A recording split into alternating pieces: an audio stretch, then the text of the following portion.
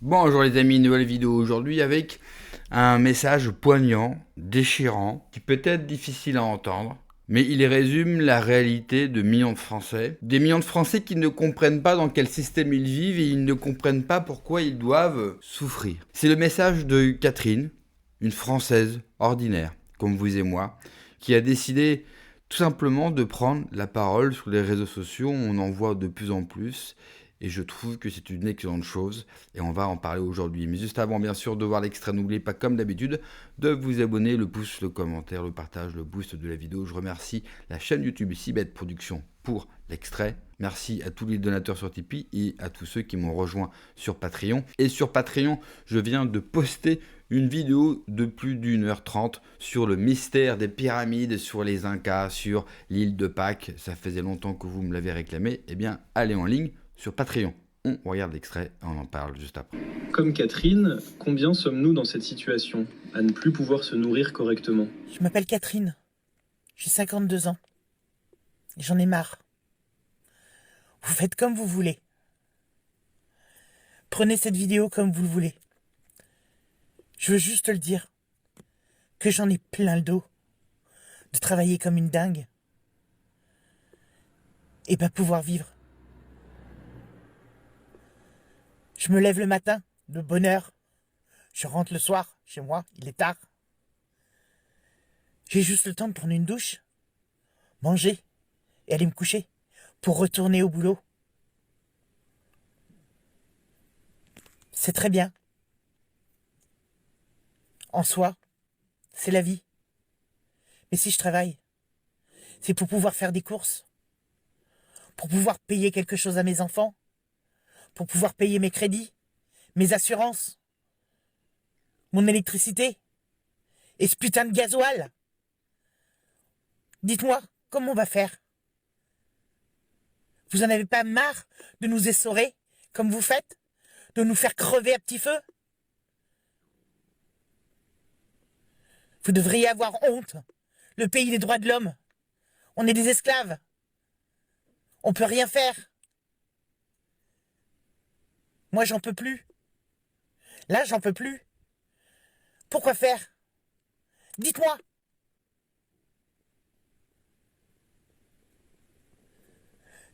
Je vais rester chez moi. Pas travailler. C'est mieux comme ça. Peut-être qu'on sera peut-être plus respecté. Pas de problème. Comment on fait? Hein? Pendant que vous, là-haut, là, ceux qui nous gouvernent, vous en avez rien à foutre de nous. Ah, on va mettre une petite prime pour aider à l'énergie. Mais j'en veux pas de votre prime, moi. Ce que je veux, c'est pouvoir vivre de mon salaire, vivre de mon travail. C'est ça que je veux. Vivre. Pouvoir aller au magasin, faire des courses, sans me dire... C'est la seule fois qu'on ira, parce qu'on va pas y retourner, hein, surtout pas. C'est Pâques, là. Je peux même pas acheter un œuf au chocolat à mon petit-fils ou quoi que ce soit, parce que ça coûte cher. On peut rien faire. Voilà. Je suis pas la seule. On est nombreux comme ça. La seule façon de dire que j'en avais marre, c'était de faire cette putain de vidéo. Alors que c'est pas du tout mon style. Que je suis plutôt quelqu'un d'enjoué. Que plutôt avec le sourire toujours. Là, je l'ai pas le sourire. Je l'ai plus le sourire. J'en ai plus envie de ce putain de sourire. Sourire pourquoi? On peut savoir pourquoi?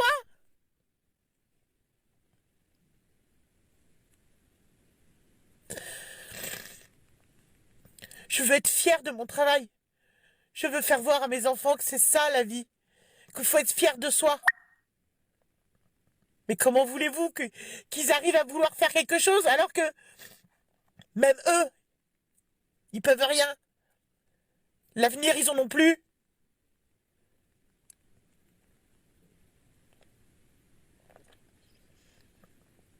Je m'appelle Catherine. J'ai 52 ans. Et j'en ai marre. Témoignage extrêmement poignant. Elle dit une chose intéressante, on est nombreux dans ce cas-là. Et quand vous écoutez son témoignage, moi je connais beaucoup de gens dans ce cas-là, je l'ai été aussi, vous vous dites comment cela peut tenir? Comment se fait-il qu'avec des centaines de milliers de personnes dans son cas, des millions aujourd'hui en France, comment cela peut-il encore tenir? Comment se fait-il que ça n'a pas explosé? Et quand je dis exploser, ne me dites pas dans les commentaires, oui, mais tu sais, il y a eu les gilets jaunes. Quand je parle d'explosion, je parle de violence. Parce qu'elle parle de quoi dans son message? De choses qui sont essentielles. Elle parle de vie.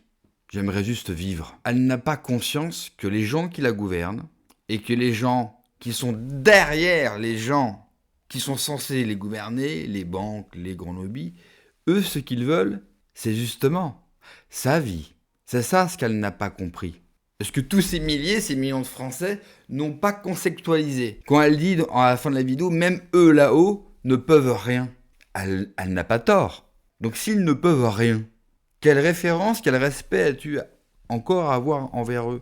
Qu'est-ce qui t'empêche demain de redevenir maître de ta propre vie? Vous savez comment cela s'est passé la fin de l'esclavage?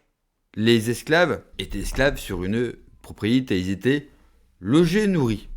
Le jour où on a aboli l'esclavage, les propriétaires terriens, ils ont dit « Pas de souci, je vais te louer l'habitation où tu étais auparavant. » Le problème, comme il va louer l'habitation, il faut de l'argent à l'esclave. Et l'esclave dit « Mais attends, t'es bien gentil, mais comment je vais payer ?»« Pas de problème, tu vas travailler au champ. » Vous comprenez? C'est là l'idée de génie du capitalisme.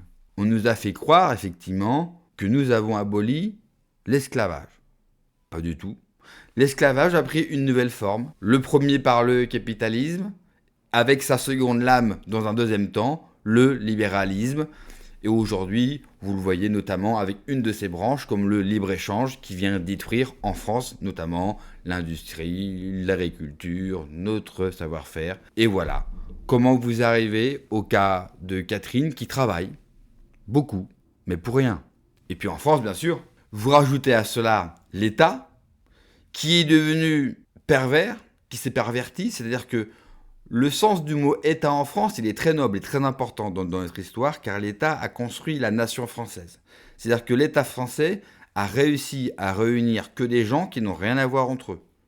C'est un exploit et c'est unique au monde. C'est-à-dire que la France, vous prenez...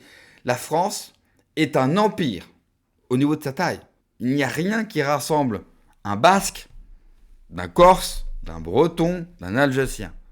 Et c'est ça le génie de l'État français, d'avoir réuni tout le monde et de leur dire on va faire cause commune et on va créer la France. Ça a mis beaucoup de temps, mais on a réussi et surtout plus que réussi parce qu'on a été un des pays non seulement les plus puissants d'Europe, d'Occident, mais du monde. Sauf que quand je parlais de capitalisme et de libéralisme, ça a une conséquence.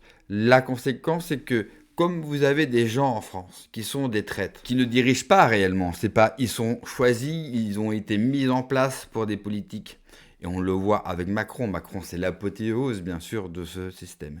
Et comme ils n'ont pas d'idée, parce qu'ils ne veulent surtout pas que la France soit grande et que la France soit puissante, il faut la détruire, il faut l'anéantir. Mais dans le même temps, il ne faut pas que cela ne se voit trop, parce que sinon, les gens risquent de s'énerver un peu. Alors on a compensé, bien sûr, la perte de notre industrie, donc la hausse du chômage, par un système social qui a été totalement dévoyé. Et en plus, je rajouterai les 200, 300 000, 500 000 immigrés qui arrivent tous les ans en France depuis 40 ans. C'est-à-dire que Catherine bosse. Et vous voyez, quand moi je n'arrête pas de dire les Français sont des bosseurs. Alors je sais que la droite CNews, cette droite bourgeoise, cette droite LR, cette droite que j'emmerde du plus profond de mon être, qui nous raconte, comme Éric Zemmour, que les Français ne travaillent pas assez, les Français sont les feignants, on a du retard, les Français bossent plus que les autres, les Français produisent beaucoup, sont extrêmement rentables, sont disciplinés, sont professionnels, sont tout ce que vous voulez. Mais pour le savoir, il faut avoir été avec eux, avoir travaillé, avoir été dans la même merde, dans les mêmes souffrances qu'eux. Ce fut mon cas. C'est pas forcément le cas d'Éric Zemmour et c'est pas forcément le cas de cette droite bourgeoise qui se permet bien sûr d'insulter le peuple sur le plateau de CNews à 5, 6, 7, 8, 10 000 euros par mois.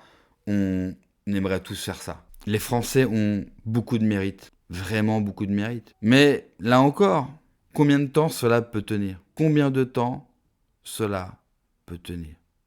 Et si un jour cela cède, si la digue mentale, psychologique, la digue de compréhension cède, que va-t-il se passer? Alors entre-temps, le système est malin, il remet le fameux clivage gauche-droite. Le but c'est que les droitards ou que la gauche s'affrontent dans une sorte de guerre civile larvée. Ou alors les Français contre l'immigration. Il faut absolument cacher tout ça. Cacher cette révolte. Cette dame-là, elle réclame juste le droit de vivre. Elle a envie de bosser. Elle a envie de travailler. Mais elle a juste envie d'en vivre. Vous savez, souvent sur cette chaîne, je dis à tous ceux qui disent oui, c'est un problème démocratique, il faut faire une démocratie participative, tirage au sort, le RIC, des référendums. Les gens s'en foutent de ça. Catherine, elle s'en fout d'aller voter tous les dimanches. C'est pas ça qu'elle réclame. Quand vous parlez avec les gens, ce n'est pas ça qu'ils vous réclament. Moi, jamais quelqu'un m'a dit, ah là, j'ai envie de voter, j'ai envie de voter. Personne ne vous demande ça dans la vraie vie, mais personne. À part des gens totalement déconnectés sur YouTube, ou des mecs comme Étienne Chouard. Personne dans la vraie vie ne vous dit ça. Qu'est-ce qu'elle nous dit, Catherine? Elle veut vivre dignement, avec respect de son travail. Elle ne veut pas d'aide, parce que pour elle, l'aide, percevoir une aide, mais c'est ce qu'il y a de plus déshonorant. De plus déshonorant. Ce ne sont pas les Français qui abusent de l'État social français. Ce ne sont pas les Français comme Catherine. Oui, parce que je considère Catherine comme française, les autres non.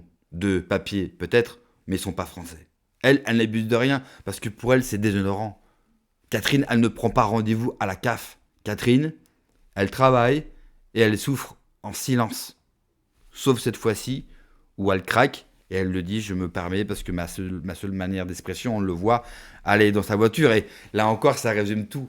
Ça résume tout. Aller dans sa putain de voiture. Vous savez, c'est cette chose qui permet aux Français d'aller travailler. Travailler pourquoi? Elle-même, elle ne le sait plus, parce que ça ne lui permet plus d'en vivre. Alors qu'on a toute une élite qui nous dit, roulez à l'électrique, prenez votre vélo, prenez les transports en commun. Une élite totalement déconnectée qui se fout de notre gueule. Combien de temps cela peut tenir? J'en ai aucune idée. Heureusement, pour le pouvoir, les gens ne sont pas tous comme moi. Sinon, je vous le dis, ça aurait changé depuis bien longtemps. J'ai pas forcément de réponse à apporter à Catherine, à part lui avoir expliqué pourquoi elle a cette vie. Et j'en suis sincèrement désolé. Ce fut également la mienne il y a peu de temps. La seule chose que je peux souhaiter personnellement, c'est que Catherine et tous les autres se réveillent un petit peu plus fort. Merci d'avoir regardé la vidéo les amis. N'oubliez pas comme d'habitude de vous abonner, le pouce, le commentaire, le partage, le boost de la vidéo. Prenez soin de vous, que Dieu vous protège. Allez, ciao.